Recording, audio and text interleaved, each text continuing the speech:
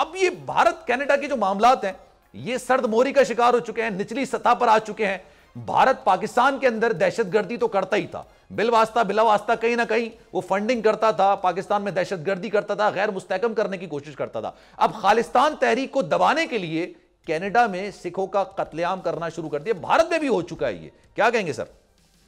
जी हाँ, देखें एक तो ये चीज समझने वाली है कि इंडिया की एक हिस्ट्री रही है, फुल ऑफ असैसिनेशन है, किडनैपिंग है, टेररिज्म है, और इसके अलावा देखें फॉल्स फ्लैग ऑपरेशन की भी हिस्ट्री है, स्टेज इनकाउंटर्स की भी है और डिस इन्फॉर्मेशन की भी है।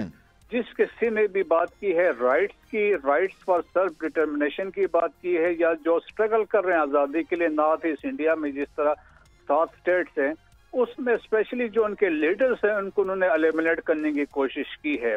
तो पहले देखें कश्मीर में जो कुछ हो रहा है, जो अभी भी हो रहा है, जब इंडिया के अंदर जो मुसलमानों के साथ हो रहा है, और सिखों की देखें रिसेंटली रिवाइवल जो हुई थी पिछले 2 साल में, जो खालिस्तान की तहरीक थी, खासतौर पर जब फार्मर प्रोटेस्ट हुआ और उसके बाद वारिस पंजाब पे की जो एक्टिविटी हुई जिसमें उसको लीड कर रहे थे उस वक्त दीप सिद्धू थे, और बाद में अमृतपाल जीत सिंह जो आए थे उसके बाद से उसमें एक नई उसमें रूह आई थी।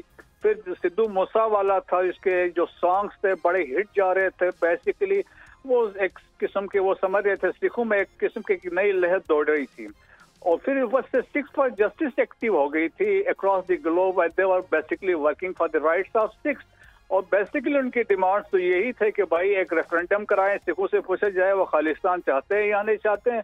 सेकेंडली वो ये भी कह रहे थे जो 1984 में गोल्डन टेम्पल पे जो स्टॉर्म किया था उसमें जो अभी तक जो किरदार है तहकीकात के बाद उनको एक सजा या एक अनाउंसमेंट होनी चाहिए।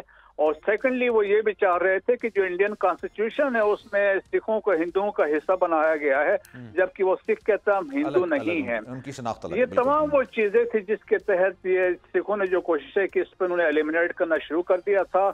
और लेटेस्ट आपने जैसे हरदीप सिंह का जो हुआ नजर के वहां पे, तो अब तो एस्टेब्लिश हुआ, जिस तरह आपने अभी बात की, पाकिस्तान ने और पीरियड ऑफ टाइम पाकिस्तान ने दुनिया को ये बताने की कोशिश की थी कि जी हमारे यहाँ पे इंडिया टेररिज्म करा रहा है, स्पेशली अफगानिस्तान को यूज कर रहा है जैसे सेकंड फ्रंट। और इनका सेक्रेटरी ऑफ डिफेंस जो उस वक्त चक हैगल थे, he is on record who said कि India is using Afghanistan as a second friend and is financing terrorism in Pakistan. बिल्कुल। तो अब आके जब ये असैसिनेशन हुई, इंटरनेशनल कम्युनिटी अभी जागी है एंड दे हैव रियलाइज कि भाई ये बात तो सही है।